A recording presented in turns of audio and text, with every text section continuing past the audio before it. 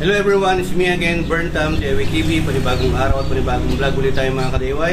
Tayong gagawin dito kay Black Mamba natin, Griffin 180. Ayan.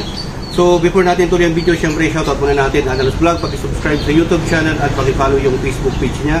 At syempre shoutout natin yung admin natin, PCEIEI ng Griffin 180 Community. Tapos syempre dito sa chapter natin, Pangasinan chapter, Euro Griffin Pangasinan Chapter Riders Club. So shoutout natin si Boss Duke Bukitrician. Siyempre shoutout din natin si Dremon Brown ng Asingan at si Boss Joey Panimbatan ng Malacanang. Shoutout natin Jeffrey Domingo from Ordaneta at siyempre si Kenneth Ferrer ng Binmalay. So ayan mga kadewa, hindi na natin nakabaan para maiksi yung introduction natin. So dito meron tayong ikakabit kay Griffin.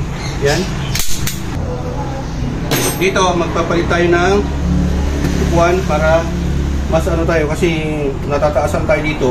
Instead na ipagalaw natin itong mga ka-DIY na patatabasan natin, hindi na po natin patatabasan to para mas ano natin, magagamit naman natin to pag may OPR tayo.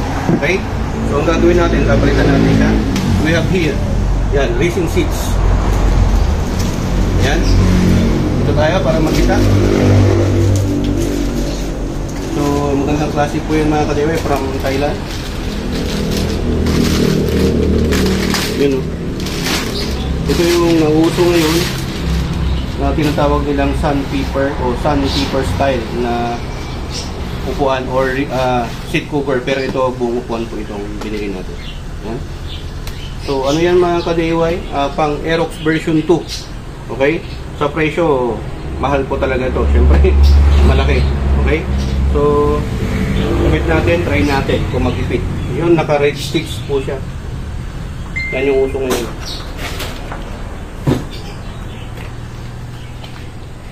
Simple as tatanggalin nyo lang po to. Ayan. So meron na rin tayong organizer, underseat organizer. Tanggalin lang natin yan. Ganun yan. Same lang po yan sa mga lahat ng motor. Dito lang natin, dalawang nut lang po yan. Yun, tanggal natin dalawang bolt. Kapit natin, plug and play lang po yan. Same lang naman po. Ayan. So mayroon po siyang kasamang ganito para pag sakaling mabutas, huwag naman sana sa alaga yung simuning. Gali natin. Tago natin to para just in case, huwag naman sana pamalit, pang patch. So yung paglalagay, ganun lang din, salpa ka lang ng ganyan. Plug and play, wala ka ng lalagyan sa butas.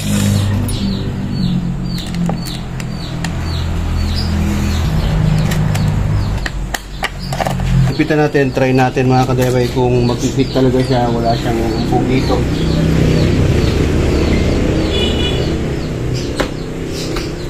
Fit nga. So ayan mga ka-DIY, meron lang kayong gagawin dito. Itong bolt na to, ano na lang to, i-cut nyo na lang kasi ito po ay medyo pumapangga dito, kaya hindi masyadong naglalak. Okay, so putulan nyo lang to, dapat yung maiksi lang para hindi siya babangga dito. Meron siyang bakat kasi pumabangga siya. The rest, okay naman dito, plug and play naman. So ito pala yung binawasan natin mga ka-DIY. Dito nakalabas. Kasi tingnan nyo, pag nilagay natin dyan, yan may bakat, umuumpog siya dyan. Kaya binawasan lang natin. So ito lang yung kailangan yung i-modify. So the rest, okay naman na. Tapos ito yung saktong niya, design. Itong curve na to dito papunta, yung mahaba, yung patusok na to. Dito siya. Oh, yan o. Yes na. Yun. Diba? So although plug and play naman siya, ito lang yung kailangan mong bawasan. Okay? So ganun lang po. Tapos yung naman niya, saktuhan lang naman mga ka-DIY. Butan mo. O diba? Okay lang naman siya. So yan, gagawin natin na isa dito. Kakabitan natin siya ng organizer din. Yan, bumili na rin tayo pang Aerox version 2. Same lang. Tapos asan na yung gantaker. Gayahin lang natin to, yung ginagawa natin dito. Yan. Gantaker na lang natin yan, although meron siyang ganyan.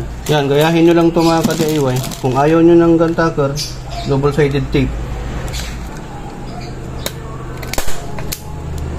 So, ganyan lang muna. O, diba? Tapos ito, lagay nyo dito. Yan. Tapos dito yan. Higpitan nyo lang yan. Tapos na po natin ikabit mga kadiway. Ganyan lang po siya. So, labas natin para mas dito kita. Napakaganda. Tapos tinan ko kung upuan natin. Itong nagustuhan ko dito kasi hindi ka na magdidipto. Dati kasi yung isa nakaganyan ka pa eh. O, diba? Tapos hindi siya madulas. Ang yun tong kagandahan ng sandpaper type na flat sheet o racing sheet. O, diba? Ganda. Mas pumogi si Black Mamba natin mga kadayway.